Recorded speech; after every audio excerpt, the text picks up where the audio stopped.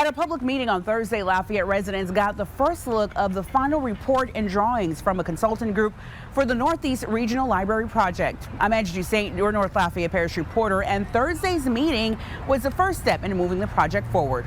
A push for better access to literacy support for Lafayette communities. And sometimes it's a transportation issue. Is what is driving the Northeast Regional Library Project. That particular library will serve a void within Lafayette Parish because of where it's located at. At a meeting on Thursday, committee members for the library voted unanimously to adopt one of the recommended drawings for the new Northeast Regional Library Project. They wanted to make sure we incorporated natural light and vibrant colors. Of the three options submitted by 720 Design, the committee voted in favor of option 1, a 20,500 square foot facility to include technology room, quiet computer space, and outdoor workspaces for the Northside community. We have schools, but that's one thing. Library can be a different outlet and different resource to help the kids in that area with the programs that they offer, partnering with people in the community to bring things for the children and adults. At Thursday's meeting, consultants revealed the vision for the library based on surveys and public feedback. In their report, 720 Design found residents on the North Side earned lower than local, state, and national averages, factors which pose barriers to accessing libraries. The library accessible to the community is a large part of advocating for the education and increasing the reading and the literacy within the community. Thursday's recommendation will go to the Library Board of Control for a final vote. The results will depend on the budget and whether this library will meet the needs of a growing community. Angie Toussaint, your North Lafayette Parish reporter for KATC TV3. It has been quiet this entire Thursday evening. We're just dealing with some partly cloudy skies out there, but that cloud coverage will continue to increase as we head into Friday. So everyone pretty much dry from Texas all the way through parts of the southeast. Now those temperatures, it is quite cold out there. We got temperatures in the upper 30s, mid 30s further north into the state. Here in Acadiana, temperatures in the low 40s to upper 40s there. Temperatures a little bit warmer, a tad bit warmer in the low 50s off towards the southeast. But it'll be overall a chilly night as we head into Friday. Now, temperatures dipping into the low 40s for most, especially here in Lafayette, but that cloud coverage definitely on the rise ahead for tomorrow morning. Those rain chances are pretty low, about a 20% chance for a stray shower or two for that morning commute. But once again, not expecting widespread showers ahead for Friday. That rainfall will remain pretty spotty ahead for Friday. So to recap those conditions over the next 24 hours, we got a chilly start to the morning with temperatures in the 40s, warming up to at least the low 60s. So we'll be slightly warmer than what we were earlier this afternoon, pretty much in the upper 50s. And then for tomorrow, we'll see a slight uptick in those rain chances, only about 30% chance here in Acadiana, but we'll still keep up with the breezy conditions ahead for Friday as well. But stay tuned. We'll have a look at the severe threat coming up Saturday, along with some colder temperatures ahead in that 10-day forecast. So stay tuned for that later in the show. Emergency medical technician training is coming to cities across the state. The National EMS Academy and Acadian Ambulance are offering a 12-week program starting March 17th. When somebody calls you on that really bad day, you're actually there, you're able to help them and get them to a facility so that they can get their further treatment. I mean, we all want that person to show up that's going to be like, oh, a sigh of relief. And then that's what we do. So if it interests you, the medical field interests you, you want to help people, you have that desire, this is a great opportunity for you to come into these classes on March 17th. Students who complete the course and pass the National Registry exam can get job placement and even tuition reimbursement. Lafayette Mayor President Monique Boulay has named a new chief of police for Lafayette Police Department. The search for the next chief began when former Chief Judith Estorge stepped down in May. At that time, Paul Truard was appointed interim chief, making him the 7th chief the department has had since January 2020, but the first appointed under Boulay's administration. 5 candidates were up for the job, all working in law enforcement agencies in South Louisiana. After rounds of qualifying, testing, evaluations, interviews, and panel assessments, Truard was finally named chief on Thursday. Truard has more than 27 years of law enforcement experience, is a graduate of the FBI National Academy, and has been leading the department for months as interim chief. When naming Truard, Mayor President Boulay said he, quote, stood out at every stage. I have full confidence that Chief Truard will continue to bring stability, accountability, and a forward-thinking approach to the department, end quote. Truard will assume the role, continuing to lead the Lafayette Police Department as chief effective immediately. After this break, we'll have a look at your full weather forecast. Stick around.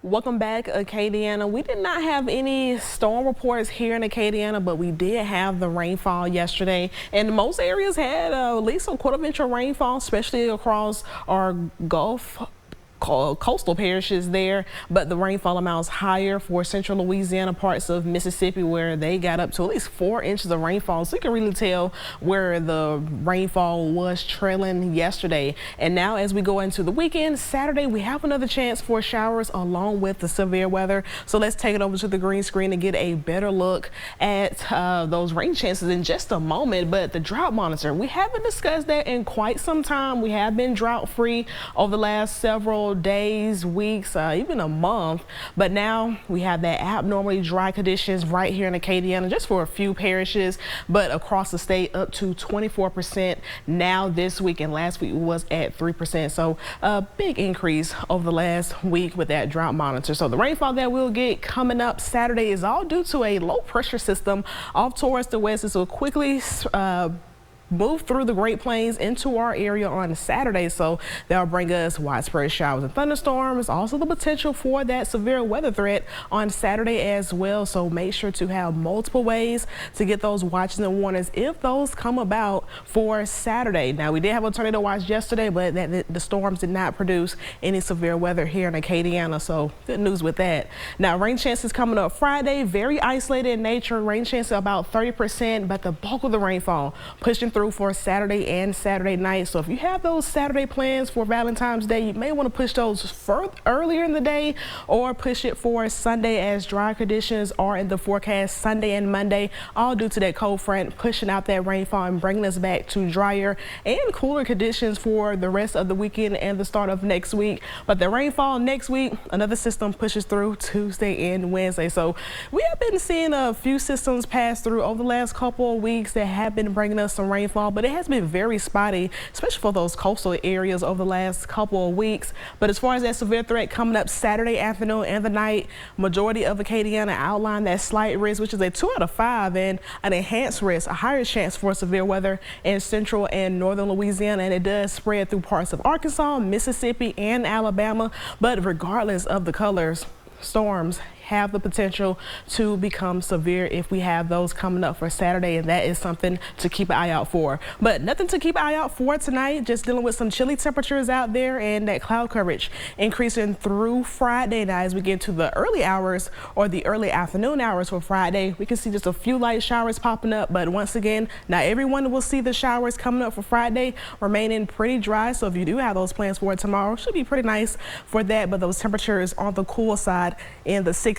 Now, we got up to 57 degrees yesterday, earlier today, and this is about a 23-degree temperature drop from yesterday, where we was in the 80s, and even the overnight temperature is quite chilly in the 40s. And we'll also see some colder temperatures out there further north into the state. We got some mid-30s out there for Alexandria, Bunkie, 40s for Interstate 10 and for the Gulf Coast there. And temperatures tomorrow mostly in the 50s and the 60s, with temperatures a little bit warmer for the southeast. So Valentine's Day is tomorrow. We still got those temperatures in the 60s, cool and cloudy out there, and also keep an eye out for any isolated showers. So with that 10-day forecast, to break it down, we got showers up for the afternoon tomorrow, but nothing widespread until Saturday.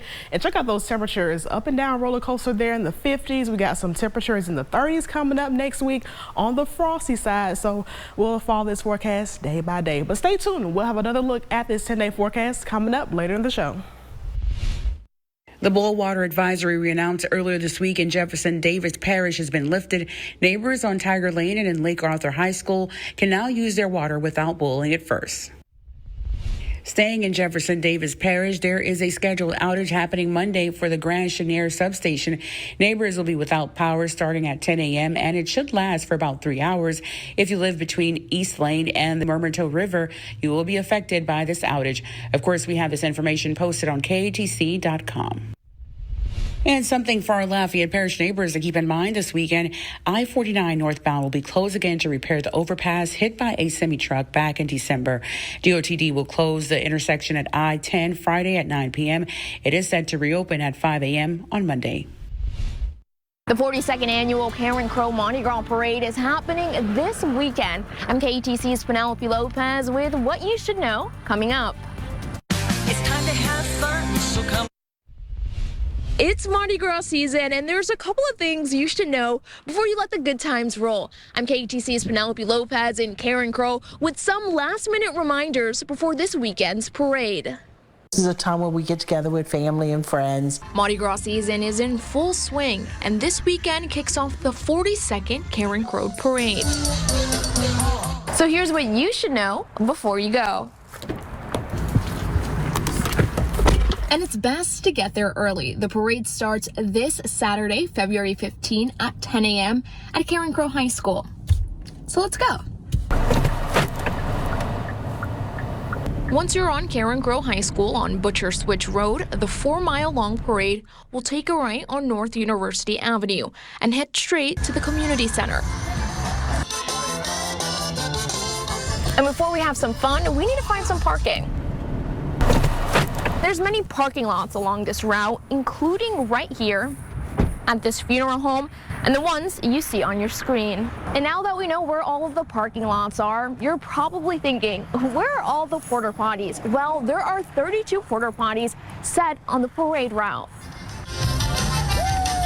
It takes almost 100 police officers to man a route this big. And while everyone is indulging in sweets and collecting beads, Karen Crow Police Chief David Anderson says safety continues to be his top priority. How do you prepare for a Mardi Gras parade? It's fresh in everybody's mind what happened in New Orleans.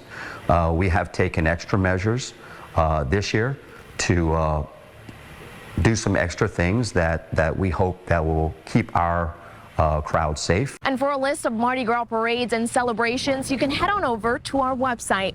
Reporting in Karen Crow, I'm Penelope Lopez for KATC TV3 News. As we continue celebrating Black History Month, there is one local hero being honored for his work in the community. I'm Elijah Nixon, and I'll be showing you Marvin Richard and how he has impacted others around him. I'm voting. Respect the past while living in the present.